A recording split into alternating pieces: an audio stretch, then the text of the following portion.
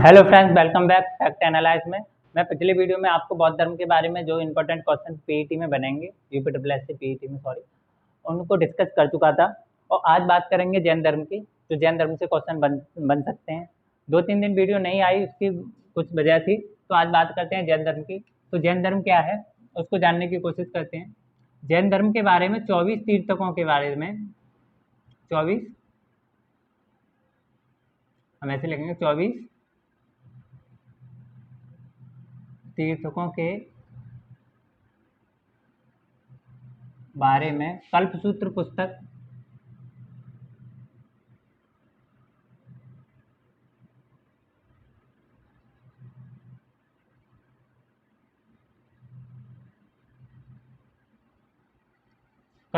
पुस्तक में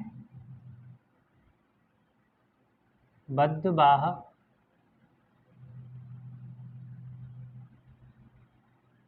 ऐसे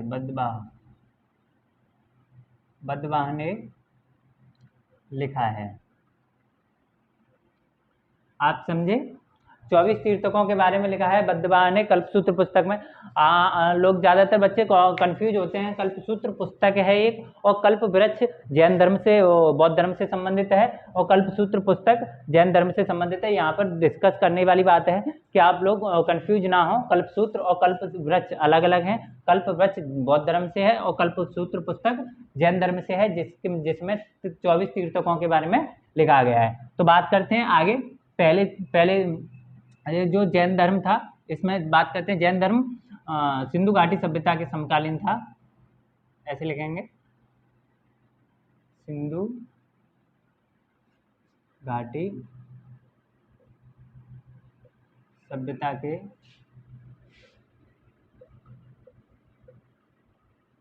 समकालीन था।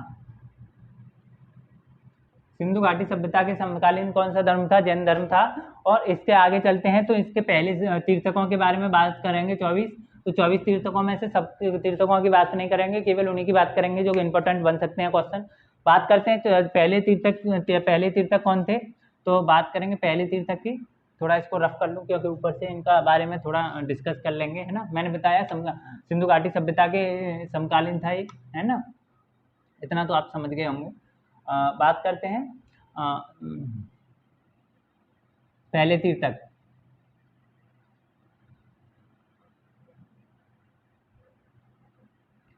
पहले तीर्थक तो वो ऋषभदेव थे।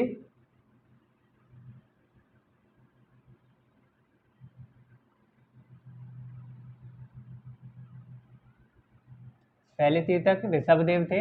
इनके बारे में जानते हैं तो इनके पद चिन्हों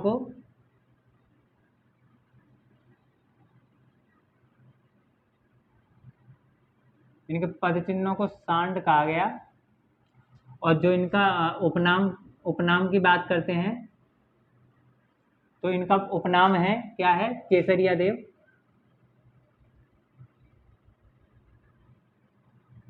इनका उपनाम था केसरिया देव। इनके 2 पुत्र थे,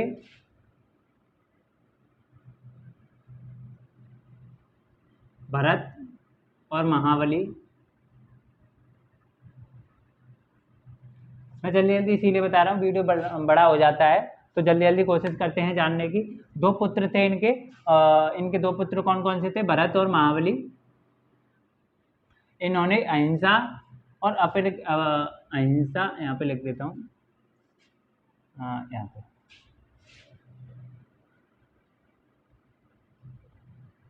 अहिंसा एवं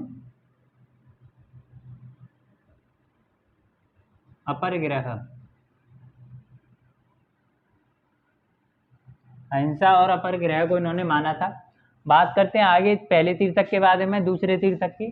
तो दूसरे तीर्थक कौन थे?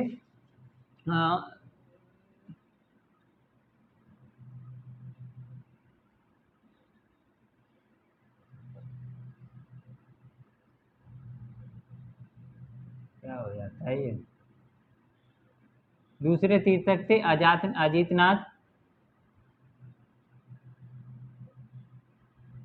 अजीतनाथ। इनका पद चिन्ह था हाथी। क्वेश्चन करेगा कि आपके दूसरे तीर्थक का नाम बताइए। अजीतनाथ था, पद चिन्ह की पूछ सकता है, तो पद चिन्ह आपका हाथी था। तीसरे की बात करते हैं, तीसरे तीर्थक कौन थे? तो तीसरे तीर्थक थे संभवनाथ,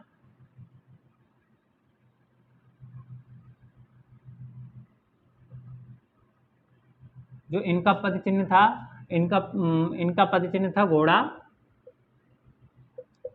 है ना। मैंने बताया आपको ऋषभदेव प्रथम थे, जो पद चिन्ह इनका सांड के नाम से जाना गया, उपनाम केसरिया देव है। दो पुत्र थे भरत और महाबली, अहिंसा और अपरग्रह के ये मानने वाले थे, है ना, कह सकते हैं। दूसरे तीर्थक थे अजीतनाथ, इनका पद चिन्ह हाथी था। तीसरे तीर्थक थे संभवनाथ, इनका पद चिन्ह घोड़ा था। बात करते हैं 21वें तीर्थक की।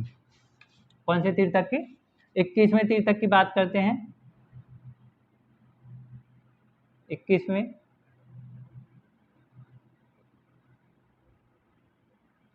तीर्थक, 21वें तीर्थक की इसलिए बात कर रहे हैं क्योंकि जो इंपॉर्टेंट क्वेश्चन है केवल वही करने वाले हैं। तो 21वें तीर्थक से आपको पूछ सकता है, दूसरे तीसरे का नाम पूछ सकता है, पद चिन्हों के बारे में पूछ सकता है उनके बारे में, और 21वें तीर्थक के बारे में आपके नाम और पद चिन्हों के बारे में पूछ सकता है। तो हम बात करते हैं 21वें तीर्थक की। तो नामीनाथ थे, इनका नाम था नामीनाथ,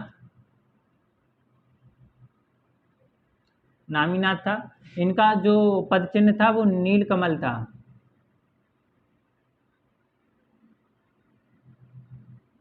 इनका पद चिन्ह नीलकमल रहा था।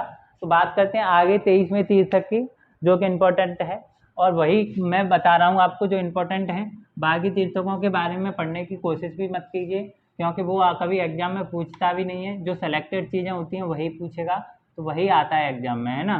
तो बात करते हैं 22वें तीर्थक की। हम 22वें बात कर रहे थे, तो 22वें की बात करते हैं ना। 22वें तीर्थक थे अरिष्टनेमी, इनका नाम था, क्या नाम था?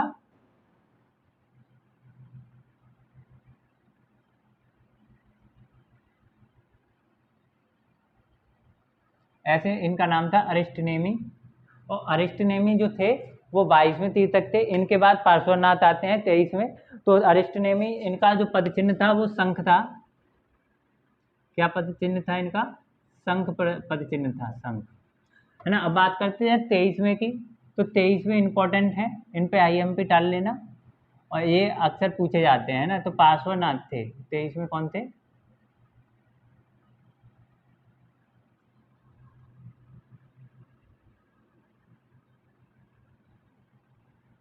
23वें थे पार्श्वनाथ, जो कि इनके लिए ये इम्पोर्टेंट है। इनसे ज़्यादातर क्वेश्चन पूछता है आपके एग्जाम में, पार्श्वनाथ से पूछेगा, या फिर 22वें का नाम पूछ सकता है, या पहले ऋषभदेव से पूछता है। तो तीसरे थे, इनको निर्गंत भी कहा जाता था। इनको क्या कहा जाता था? निर्गंत भी कहा जाता था, है ना। निर्गत भी कहा गया, ऐसे लग सकते हैं, है ना। अब इनकी बात करते हैं। तो इन्होंने 4 शिक्षाएं दी थी हमको, जो इम्पोर्टेंट हैं, जो मैंने चार्ट बना रखे हैं। इन्होंने दी थी 4 शिक्षाएं। कितनी दी? 4 शिक्षाएं दी थी। 4 शिक्षाएं दी थी, जिसमें से पहला था सत्य, सत्य के रास्ते पर चलिए। पहली इन्होंने जो 4 सत्य दिए हैं, जो इम्पोर्टेंट हैं, इनको आप एक तरह से मतलब एक एक करके याद भी कर सकते हैं। सीधा क्वेश्चन पूछ सकता है कि इन 4 ऑप्शन देगा, और 4 ऑप्शन में कहेगा कि इनमें से पार्श्वनाथ की शिक्षा नहीं है, ऐसे करके क्वेश्चन बनेगा। तो इसीलिए आपको चारों को चारों याद रहनी चाहिए, दिमाग में फीड होनी चाहिए कि चारों की चारों कौन कौन सी थी। तो सत्य और अहिंसा, सत्य और अहिंसा। और इन्होंने जो तीसरा हमें शिक्षा दिया था वो था अस्तेय,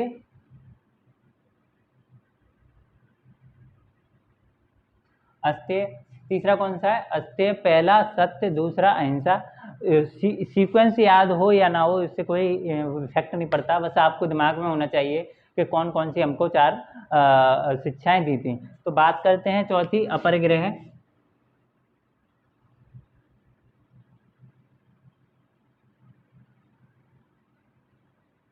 ये 4 शिक्षाएं इन्होंने हमको दी थी। अब इससे आगे आता है महावीर स्वामी। महावीर स्वामी के जन्म के बारे में और उनके बारे में जानने की कोशिश करेंगे अगले वीडियो में। कल उनके बारे में कंप्लीट कर देंगे। आज की वीडियो में इतना ही। नमस्कार, जय हिंद।